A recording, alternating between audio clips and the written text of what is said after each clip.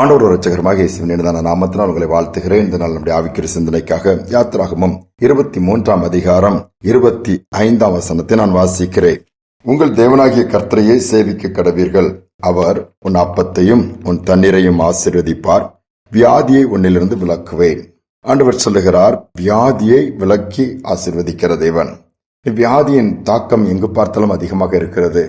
எங்கு பார்த்தாலும் சரீர பலவீனங்கள், சடுதி மரணங்கள், கேன்சருங்கிறாங்க, ஹார்ட் அட்டாக்னாங்க, சுகருங்கிறாங்க, நிறைய வியாதிகளை குறித்து கேள்விப்படுகிறோம். ஆனால் ஆண்டவர் தம்முடைய பிள்ளைகளுக்கு என்ன சொல்லுகிறார்? அதுவும் கர்த்தரே ஆண்டவர் என்று சேவிக்கிறவர்களுக்கு அப்பத்தின் தண்ணீர் ஆசீர்வதித்து கொடுப்பாராம்.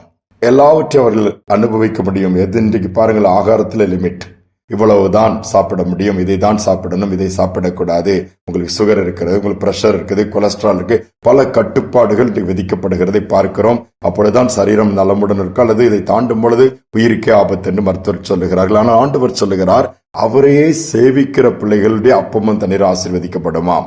வியாதி இருந்தாலும் அதை விலக்கி விடுவேன் சொல்லுகிறார். அப்ப இந்த வார்த்தையின் மேல் நாம் விசுவாசம் வைத்து ஜெபிப்போம் என்று சொன்னால் நிச்சயமாகவே ஆண்டவரே, எங்கள் அப்பமும் தண்ணீர் ஆசீர்வதிக்கப்படட்டும். நாங்கள் விருதாவாய் விளைத்து வீணாய் போய்விடக்கூடாது. உழைத்ததின் பலனை நாங்கள் சாப்பிட வேண்டும். வார்த்தை அதை தானே சொல்லுகிறது, கைகளின் பலனை சாப்பிடுவாய்.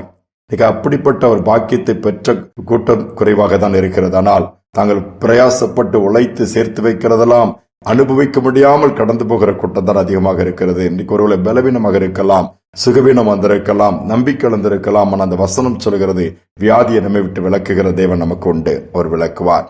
ஒரு சகோதரன் மருத்துவமனையிலே அனுமதிக்கப்படுகிறார். இருதய பலவீனத்தினாலே ஆன்ஜியோ பண்றார்கள், பிளாக் இருக்குன்னு சொல்லிவிட்டார்கள்.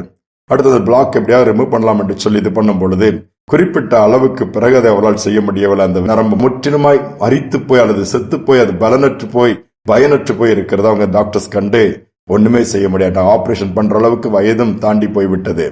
டாக்டர்கள் கைவிரித்து விட்டார்கள். என்ன செய்வதென்றே தெரியவில்லை. என்ன வேண்டுமானால் நடக்கலாம் என்று சொல்லி அவர்கள் ஜெபித்தார்கள். கர்த்தரையே சேவிக்கிற குடும்பம் அது. ஆண்டவருடைய ஆலயத்தின் காரியங்களா இருக்கலாம், ஊழியத்தின் காரியங்களுக்கு முக்கியத்துவம் கொடுத்து ஆண்டவரை நம்பியிருந்த குடும்பம். என்ன ஒரு மருத்துவமனையில் போய் அதற்கான ஒரு முயற்சி எடுக்கலாம் என்று சொல்லி நல்ல ஒரு பெயர் பெற்ற பெரிய மருத்துவமனைக்கு போய் பார்க்கிறார்கள். அங்க கன்சல்ட் பண்ணும்போது அவர்கள் நாங்கள் முயற்சி எடுக்கிறோம், ஆனால் கேரண்டி கொடுக்க முடியாது, நீங்கள் உங்கள் ஆண்டவரை வேண்டிக் கொள்ளுங்கள், ஜெபத்தோடு சரி நீங்கள் செய்யுங்கள் சொல்லும் பொழுது ஆண்டவர் அந்த டாக்டர்ஸ்க்கு நல்ல ஞானத்தை கொடுத்தார். அதோடு மட்டுமல்ல, அங்கு கர்த்தர் அற்புதத்தை செய்ய ஆரம்பித்தார். அவர்கள் ட்ரீட்மெண்ட் எடுத்தார்கள்.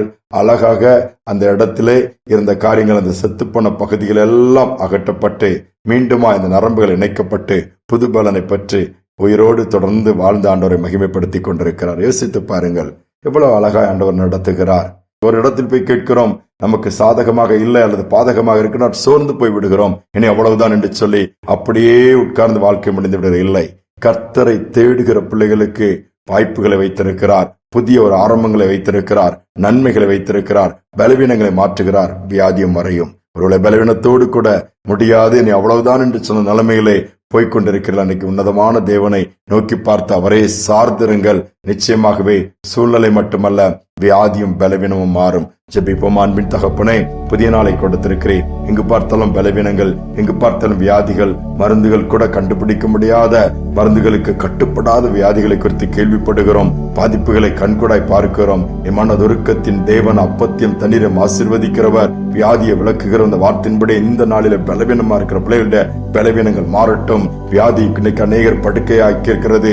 மரண கட்டுகளிலே ஒருவேளை தீவிர சிகிச்சை பிரிவில் இருக்கலாம். இனி நம்பிக்கை இல்லை என்று சொல்லி போய் வீட்டிலே இருக்கலாம். வீட்டிலிருந்து பலவீனத்திற்காக மருந்து எடுத்துக் கொண்டிருக்கலாம். யாராக இருந்தாலும் ஆணிப்பா இந்த கரம் தொடட்டும், அற்புதம் நடக்கட்டும், மாற்றம் உண்டாகட்டும், ஒரு புதிய காரியத்தை பெற்றுக் கொள்ளட்டும்.